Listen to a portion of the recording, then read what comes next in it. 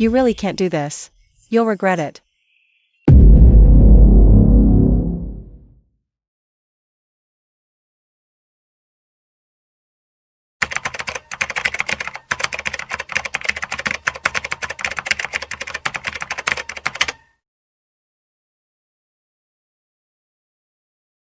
Smoking causes cancer.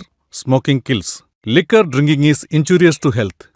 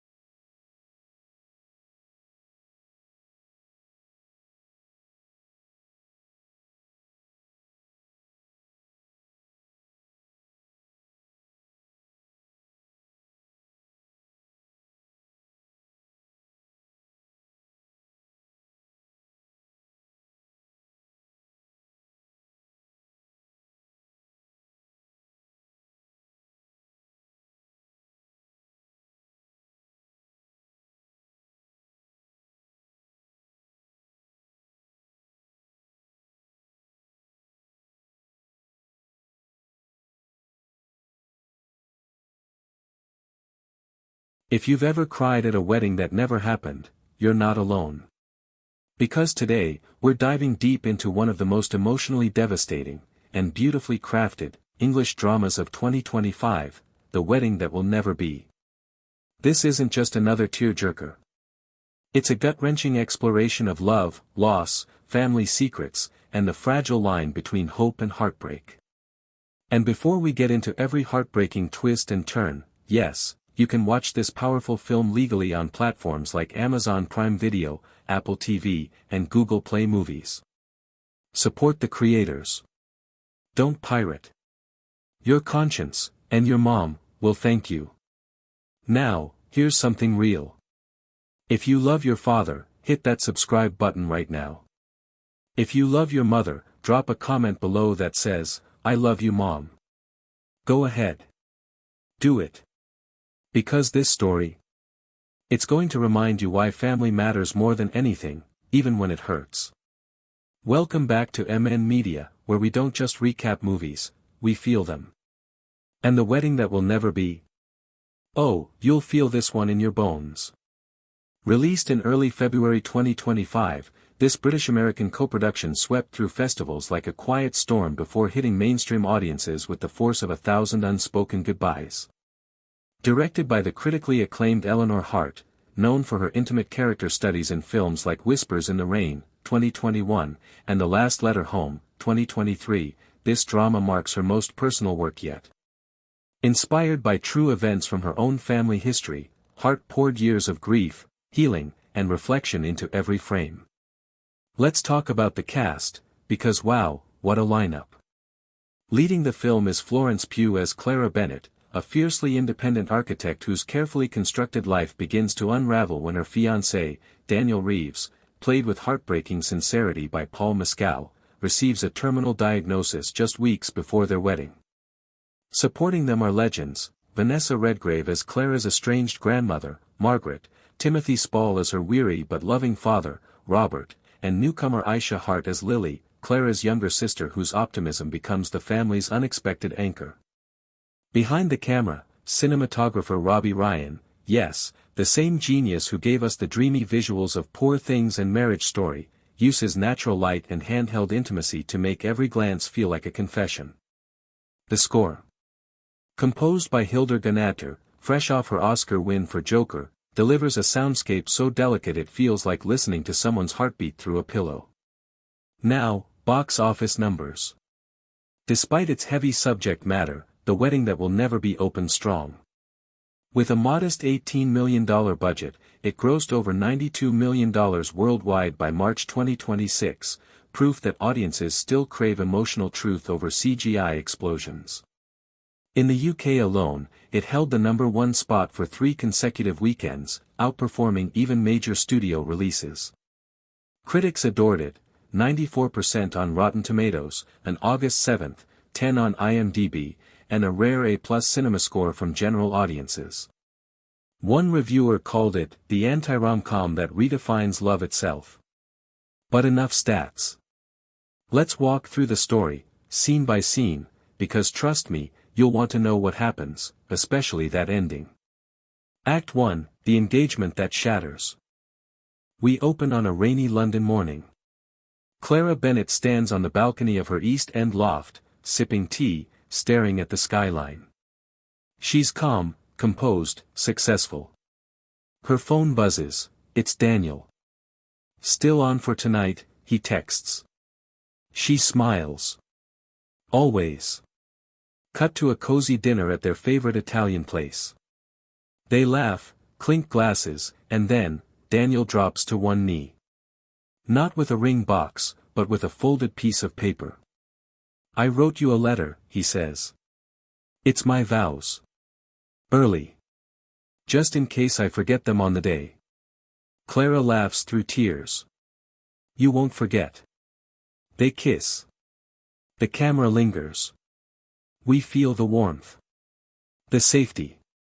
The future. 2 weeks later, everything changes. At St. Mary's Hospital, Daniel sits pale-faced in a sterile exam room. Clara holds his hand tightly. The doctor speaks softly, stage 4 glioblastoma. Aggressive. Prognosis, 6 months, maybe less. Clara doesn't cry. Not yet. She nods. Asks practical questions. But in the car afterward, she grips the steering wheel so hard her knuckles whiten. Daniel stares out the window. "Do we cancel the wedding?" he whispers. Clara turns to him, eyes blazing. "No. We move it up. We get married next Saturday." He tries to protest, about money, guests, logistics, but she cuts him off. "I don't care about flowers or cake. I care about saying, 'I do,' while you're still here to hear it." This moment sets the tone, love as defiance. Love as rebellion against time. Back home, Clara calls her parents. Her mother, Helen, died 5 years earlier, cancer, too, so it's just her dad, Robert, and her sister Lily. Robert answers on the third ring, voice thick with sleep. When Clara tells him, there's silence. Then a shaky breath. "I'll be there tomorrow." Lily, ever the optimist, immediately starts planning. "We'll do it in the garden. Grandma's roses are blooming." But not everyone's on board. Enter Margaret, Clara's grandmother, played by Vanessa Redgrave in what might be her final film role. Sharp-tongued, elegant, and carrying decades of buried pain, Margaret arrives unannounced at Clara's flat. Over tea, she says coldly, rushing into marriage won't save him. "It won't save you." Clara snaps back, "It's not about saving. It's about choosing each other, fully, completely, while we still can." Margaret looks away. "Your mother said the same thing, right before she died." The room goes quiet. A secret hangs in the air. Act 2, Secrets in the Walls. As preparations begin, tensions rise. Daniel weakens quickly. Some days, he can barely get out of bed. Clara juggles work deadlines, hospital visits, and wedding plans, all while pretending everything's fine. Lily tries to help, designing DIY invitations and sourcing second-hand dresses, but even her cheer falters when she finds Clara sobbing in the shower one night, fully clothed, water running cold. Meanwhile, Robert quietly sells his vintage car, the one he promised to drive Clara down the aisle, to pay for hospice care. He doesn't tell her. She finds out from the neighbor. Their argument is brutal. "You think I don't know what this costs?" Clara yells. "Money isn't the point."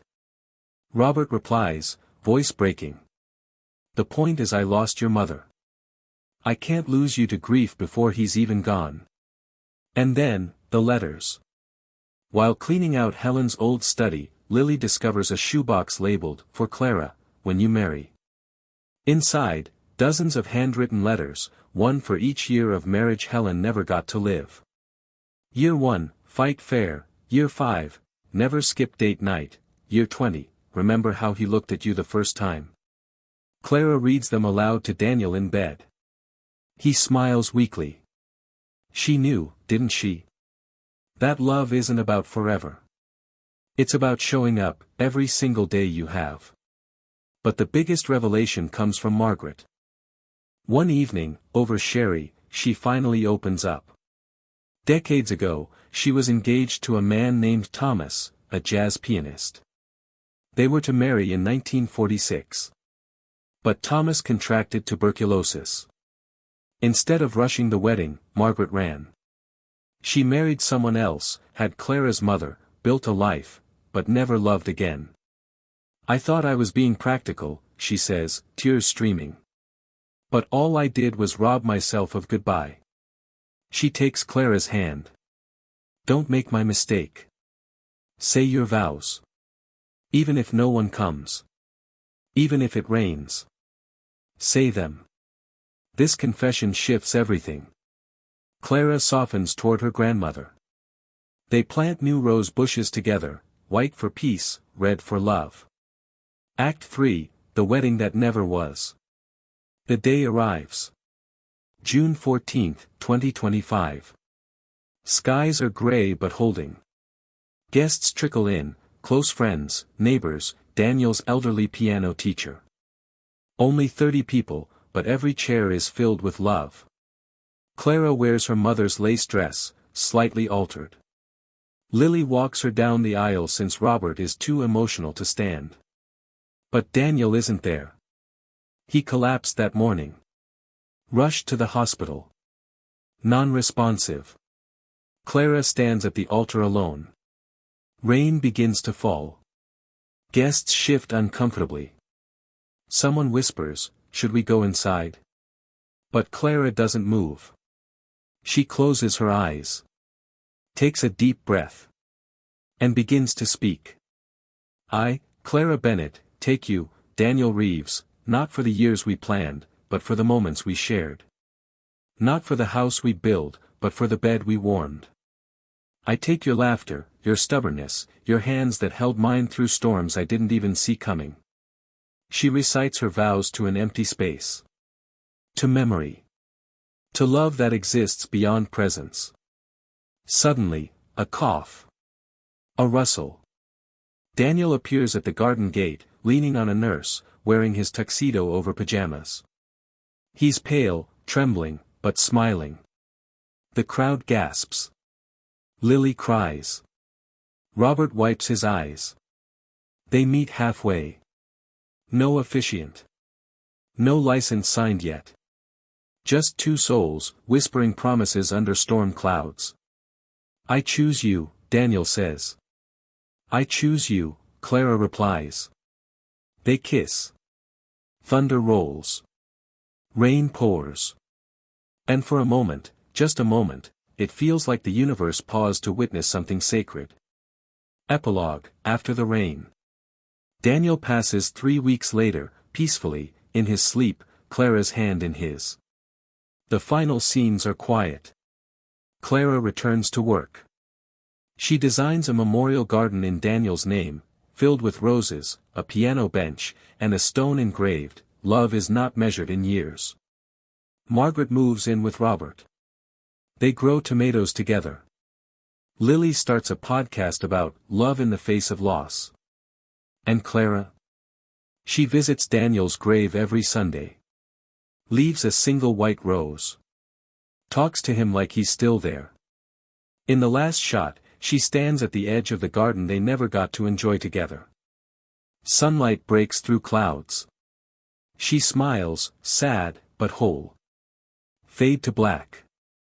Text appears, for everyone who loved someone they couldn't keep. Now, let's talk facts you won't find anywhere else.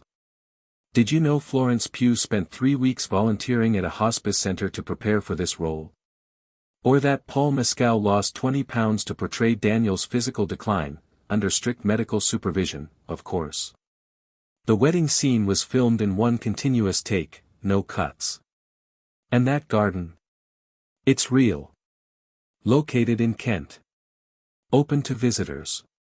They call it the Vow Garden. Audience reactions were overwhelming. Social media exploded with #WeddingThatWillNeverBe stories, people sharing their own experiences of love cut short. Therapists reported a surge in couples seeking pre-wedding counseling, inspired by the film's raw honesty. Even royal commentators noted that Princess Kate was seen wiping tears during a private screening at Kensington Palace. Critics praised the film's refusal to romanticize illness. "It doesn't make death beautiful," wrote The Guardian. "It makes love brave."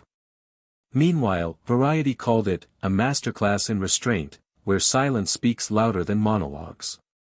So where can you watch The Wedding That Will Never Be legally? Right now, it's streaming on Amazon Prime Video in the US and UK, available for rent or purchase on Apple TV, Google Play, and Vudu. It's also playing in select arthouse cinemas through April 2026 as part of a Cinema of Compassion retrospective. Before you go, remember what I asked at the start. If you love your father, subscribe to MN Media. If you love your mother, comment, "I love you, Mom."